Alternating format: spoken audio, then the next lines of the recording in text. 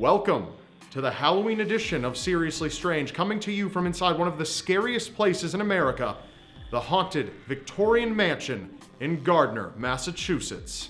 Paranormal occurrences can at times be explained by rational events, perhaps a draft or just an old house creaking like old houses tend to do. But some things are undeniable, such as in a case recently out of Indiana, where members of the Indiana Department of Child Services were investigating a woman's home in regards to suspicion of abuse and neglect on her children.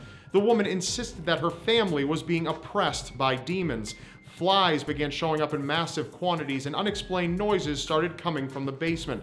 At this point, the woman would appear to be crazy, and the children would have been taken without a second thought. That was until, according to the official records and to the horror of the Department of Child Services, the woman's 9-year-old son began walking up the wall backwards. Demonic possessions when a person gets a little too far in their search for the paranormal. Some return none the wiser, while others return with something a little more.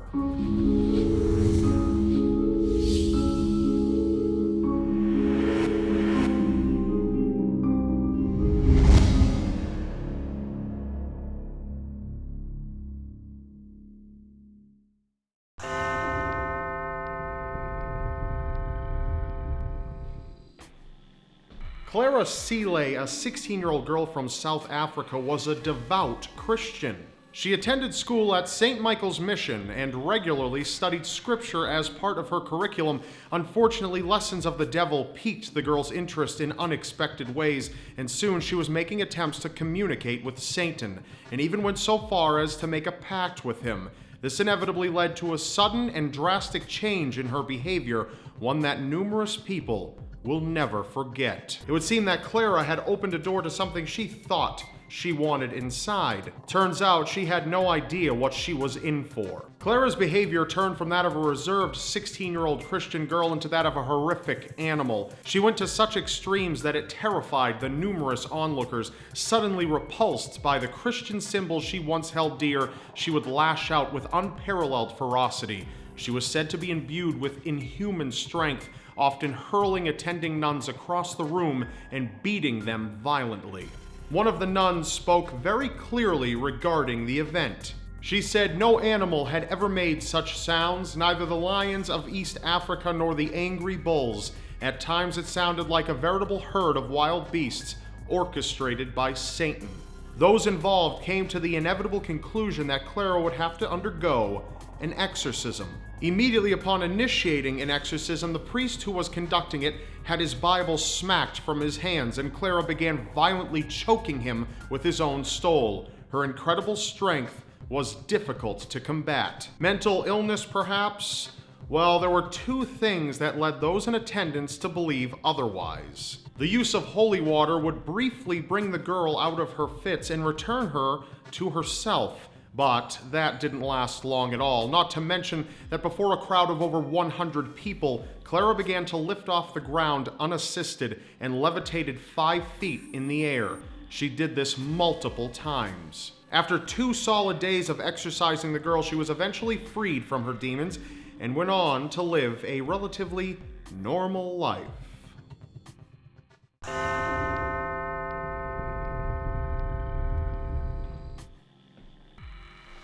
Roland Doe, a fake name given to a boy to protect his identity after the horrible things that had happened to him. Roland was born in Maryland in the 1940s. An only child, he depended on family members to play with. One of his favorites was his Aunt Harriet. Aunt Harriet was a passionate spiritualist and made the unfortunate decision one day to introduce Roland to a Ouija board, explaining how much fun they were. He immediately took interest in it. Eventually one day, Aunt Harriet passed away and things around Roland began to change. Family members took note of strange, unexplainable noises emitting from areas of the house. When Roland was around, objects would begin to move on their own, furniture would shift, objects would hover.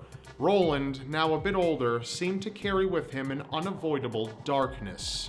The family notified their pastor, who recommended that Roland spend a night in his home so he could better observe him. After one night, the pastor made the recommendation that Roland go and see a Catholic priest. after his furniture started to move around by itself. Roland became more and more sinister. He was brought to Georgetown University Hospital and had to be restrained to the bed while the exorcism was initiated. Roland, granted inhuman strength, tore free from his restraint and reached under his mattress to pull out a bed spring. He slashed out at the priest and gashed his arm open, halting the exorcism for the day. Eventually, Roland was taken to a relative's house where two priests came forward to analyze the situation. After the bed shook violently and objects flew freely around the room, the archbishop granted them permission to bring him to a hospital to exorcise him. Just before they had started, on Roland's body, words started to appear. Among numerous other cuts and marks, the word evil began to carve itself through Roland's flesh, with the word hell following with it. During the exorcism, the bed continued to shake and tremble, and Roland was more than difficult to contain. He got so far as crushing one of the priest's noses. There were over 24 attempts to remove the demons.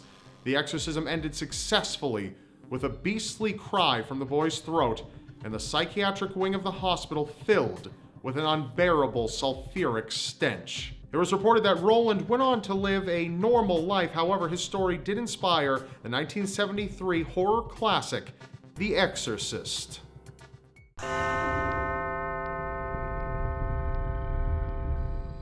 Julia, the only name known for a girl deemed possessed. However, she was not deemed possessed by a priest, but by a board-certified psychiatrist and an assistant professor of psychiatry at New York Medical College. Julia didn't quite know what she was getting into. She had a long history of involving herself with satanic groups and performing rituals. Eventually, it caught up with her, and she learned the hard way that Satan offered nothing she could ever want. She was plagued by the presence of a demon existing inside of her, so the only action that could be taken was taken. A priest was contacted, but to analyze the possibility of mental illness, Dr. Richard Gallagher, a psychiatrist, also met with Julia. He had no idea what was in store for him. The exorcism began on a warm day in June. Dr. Gallagher remembers the warmth well, as without any explanation, the room the exorcism was to take place in wasn't warm at all. It was freezing cold. But this didn't last very long. As the process got underway, the room began to steadily heat up until the intensity of the heat would rise to such a degree that all those in the room were barely able to stand it. Julia was quiet for a time, calm, almost relaxed. But as the exorcism moved forward, she suddenly began to change. She made noises beastly in nature. The group, consisting of priests, deacons, nuns, and the two psychiatry experts, all agreed that the sounds made were not human and wouldn't be possible within a human's ability. More surprisingly, she began to speak, but in other languages she didn't know. Julia only spoke English, but out of all the ramblings, those attending were able to detect Spanish and Latin. Perhaps most unsettling of all was that Julia knew the deepest, most intimate secrets of those in the room, and even flexed her power teasingly, saying to one of the team members, "Those cats really went berserk last night, didn't they?" That team member returned home in another city to find that his two cats had violently attacked one another. The two cats never fought before then. Julia cursed and spit at anybody she could. She screamed phrases like, "Leave her alone, you'll be sorry," and she repeatedly called the nuns whores.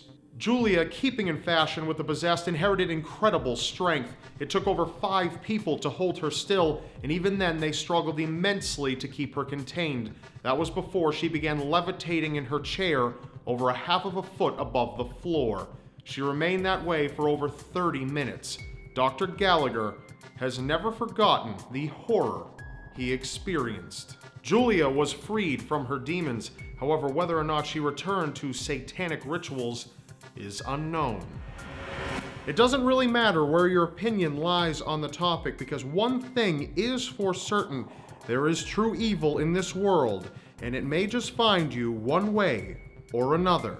If you'd like to see a full, eerie tour of this incredible mansion with some backstory, you could do so by clicking on the link to my vlog in the description below. Also, the Victorian mansion is in need of repairs. This historic building is currently at risk of being shut down and inaccessible to guests. It has been featured numerous times on television, such as on Ghost Adventures, Ghost Hunters, A Haunting, and Paranormal Witness.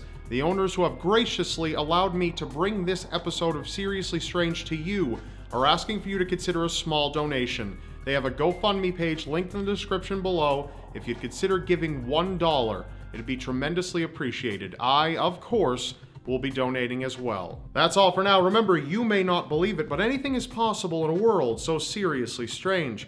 I'm Rob Dyke, and I'll see you next Wednesday, so don't forget to subscribe, because you won't want to miss it.